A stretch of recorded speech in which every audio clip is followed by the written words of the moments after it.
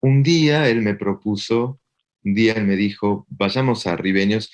Probablemente tenía que ir, porque él iba muy seguido, estaban viviendo el papá, la mamá, y también muchas veces estaban ahí los hermanos. Pero bueno, pero se empezó a hacer como una especie de hábito ir a veces a Ribeños, y yo creo que eso a él le disparaba mucho recuerdo. Y después hubo charlas eh, por la calle o tomando un taxi y yendo a tomar un café en un lugar, pero eso fue muy raro. En realidad, eh, cuando había algún viaje, así un taxi o algo, eran charlas, pero ya no grabadas, no para el libro, ¿no? Que a mí me servían para, como de Mm. hacer un balance, ¿no? Me parece que fuimos muy rápido con tal disco, o no pensaste, Ah, o no sé, estaba pensando en poner letras inéditas, como el día que le dije eso, estoy pensando en poner letras inéditas, pero no las querés revisar porque no quiero confiar ni en mi oído, ni en desgrabaciones que hizo otra gente. Bueno, sí, sí, dámelas, las quiero revisar. Incluso alguna diciéndome de esta ni me acordaba. Sí, bueno, corrigiéndolas. Ese tipo de cosas las hablábamos de pronto en una, no sé, en la calle, pero el laburo era sobre todo en Arribeños y obviamente en su casa.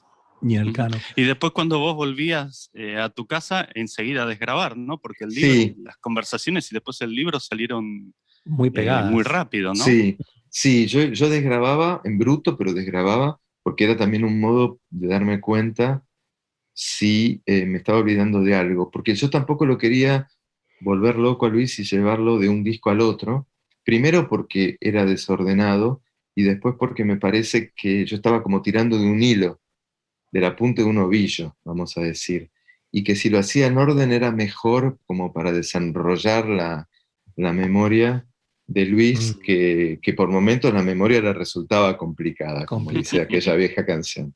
Entonces, sobre todo cierta época, ¿no?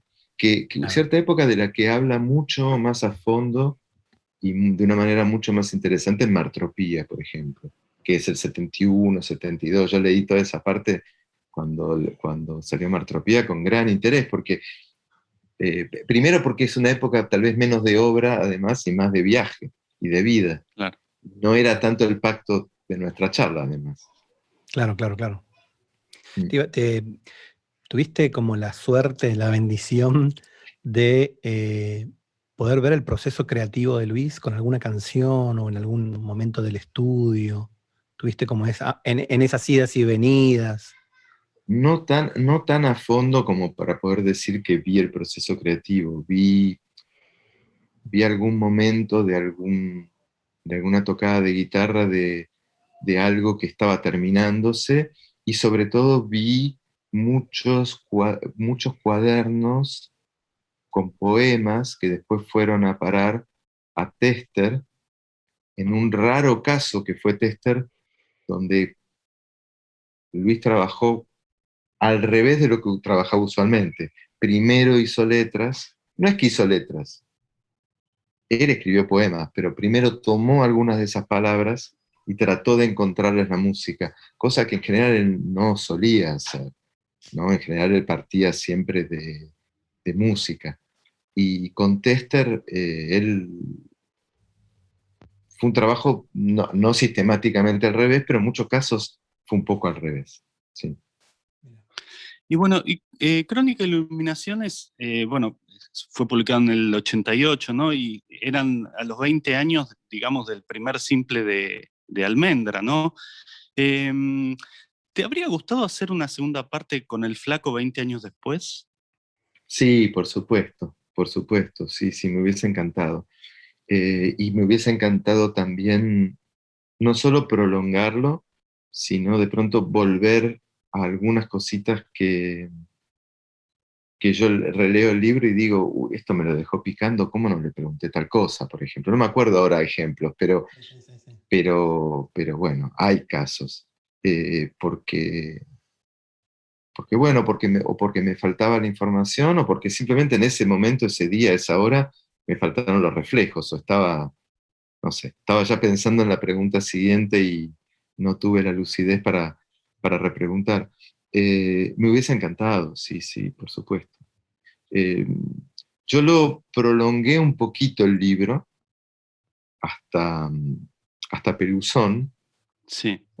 con entrevistas que después yo le hice, pero no para el libro, que le hice para medios periodísticos, y me pareció que, incluso lo hablamos con la familia cuando fue el momento de la reedición, con Patricia y con Cata sobre todo, y nos pareció que estirarlo hasta Peluzón, además era un modo de cerrar toda una etapa también de la vida personal y de familia, el nacimiento de Vera, eh, y, y bueno, y que realmente no había, no había que mentir en nada, porque esas entrevistas estaban, no hechas para el libro, pero estaban. Pero lo siguiente sí, me hubiese encantado hacerlo, claro que sí. Que es en la edición esta última de Planeta, digamos, ¿no? Claro, claro. Y donde también yo agregué un texto que él escribió para una revista Alborda, que es súper raro y súper interesante, que ni Cata se acordaba de ese texto. Mm. Mm. Pensábamos, digo, si hubiera una forma, digamos, ¿no? En qué forma aparece Spinetta o su obra a la hora de encarar una ficción, ¿cuál sería esa forma, digamos, ¿no? De encarar una ficción de esta manera, digamos, ¿no? Si existiera, digo, la posibilidad. Sí, yo creo que pueden existir maneras. Nunca me lo planteé, la verdad. Eh, ¿Querés que hagamos un libro así, no, Claro. no, pero sobre no, vos, revisando a claro, ver las influencias? sí, totalmente. Nunca me planteé hacer una obra de ficción o escribir un texto de ficción, si es esa la pregunta, si entendí Claro, bien. claro, sí, sí, sí, Nunca, sí, sí. nunca me planteé escribir una obra de ficción con Luis, pero pero tal vez podría intervenir la obra, ¿no? De alguna manera.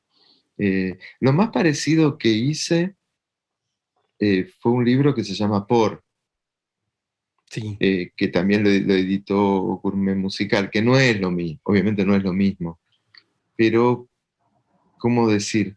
De cierto modo, sería como un regreso, años más tarde, a ese, vamos a ponernos cursis, a ese primer amor, digamos, que es la música de Luis, Ujú, ujú. el rock argentino y un disco como Artaud que nos cambió la vida y nos abrió el bocho a muchos. Es como un regreso a todo eso eh, a través de la literatura, ¿no? Para usar la palabra mágica, por obra y gracia también de la literatura y bueno, y del paso del tiempo y etcétera. Pero no es una obra de ficción, es un aparato o un artefacto Bueno, que, la idea, que mezcla una mirada más literaria con una mirada más espinetológica, no sé cómo llamarlo. Es difícil de definir el libro, pero bueno, tiene algo de eso, pero no en clave de ficción, claro. claro, porque a la pregunta apuntaba justamente por eso, porque queríamos hacerte una pregunta concreta sobre Por. Dale. ¿Mm? Este, pensábamos, digo, bueno, ¿pensás que en el futuro puede haber alguien que haga un libro alrededor de Por? ¿Otro más? Uno, pero No, no, alrededor de Por, alrededor de tu libro. de tu libro. Eso me sonaría raro. Pero lo que a mí me encantaría que ocurriese, eso sí, eh, es que así como yo planteo 47 posibles reescrituras de Por, que de ninguna manera agotan las posibles reescrituras, me encantaría que mañana alguien haga 47 o 4 o 3.000 más. Alguien o algunos. Es decir, creo que la gran invitación del libro es a seguir multiplicando, a que siga la melodía, por decirlo de alguna manera, eh, Ujú. y a todo nivel, desde el mazo de cartas que yo doy hasta las reglas de juego que ya plantea el libro, que de ninguna manera se tienen por qué terminar ahí. Alguien puede decir, a mí se me ocurrió esto también, y que creo que todo eso estaba como ya medio propuesto o sugerido incluso desde el espíritu general de Artaud. Claro. Como una gran invitación un poco lo que dice para mí,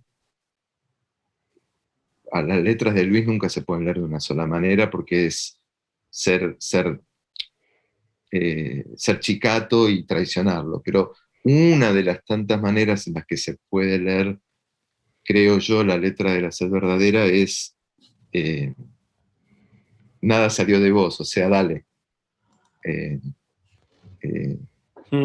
Está toda la música que nunca hiciste, está toda la poesía que nunca hiciste. Vos también podrías. Y creo que Luis venía de un disco que no hizo, finalmente con ese espíritu, que se iba a llamar algo así, porque tuvo muchos títulos posibles, como La música la hacen todos, ¿no? Casi como un happening donde él iba a invitar no músicos a tocar con él. O sea, había ese espíritu en esa época, creo, en él de una manera muy potente. Y creo que algo de ese espíritu yo prolongo y retomo con el gesto de las cartas o con el gesto de la reescritura que hay en Por. Entonces, desde ese lado sí, estaría buenísimo que ocurriese, que se siguiera reescribiendo. Creo que sería como Sí, es como el un lindo espejo homenaje. que se mira en el espejo, ¿no? Sí, El espejo exacto. y se va multiplicando. Exactamente. Porque además, bueno, entre las muchas acepciones de Por, está obviamente la del signo de multiplicación.